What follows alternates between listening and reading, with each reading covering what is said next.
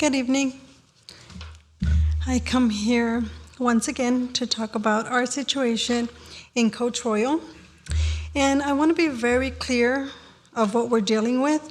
And it doesn't start or end with retaliatory, baseless evictions, harassments, threats, intimidations, or coercion. What we're experiencing is real estate theft, systemic loss of people's homes, their equity, and everything they have worked for over years and decades. These are not just residences, these are people's lifetime investments. Through coordinated pressure, abusive process, and strategic displacement, residents are being pushed into losing their homes, including myself and a lot of other residents that are sitting behind me, under deeply unlawful circumstances, not an isolated incident, but as a part of a pattern. The city of Santa Ana has already met with 45 residents who can testify to this, 45 residents and counting. We have spoken to people across multiple parks. The stories are consistent, the tactics are consistent, and the outcomes as well. That is the definition of a systemic issue.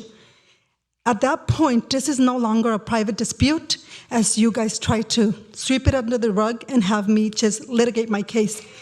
It is a matter that warrants referral and an investigation at the appropriate enforcement level, including the California Department of Justice and the District Attorney's Office.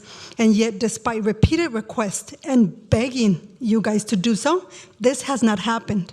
I have begged each and every one of you guys for that. So I will ask this clearly, because the people of Santa Ana, not only ourselves, deserve clear responses. At what point does this threshold for action get met? How many residents need to come forward? How much more damage are we waiting to see before this is recognized as a pattern requiring enforcement? Because when dozens of residents, hundreds of residents are present in consistent accounts of displacement and loss of property, and the response remains inaction or deflection, that is not neutrality. That's failure to intervene when intervention is warranted.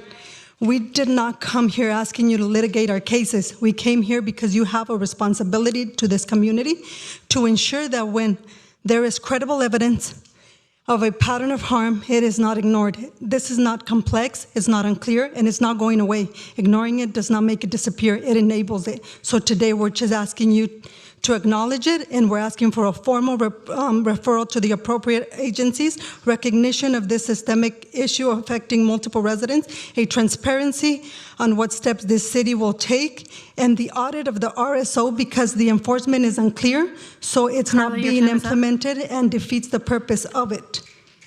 Thank you.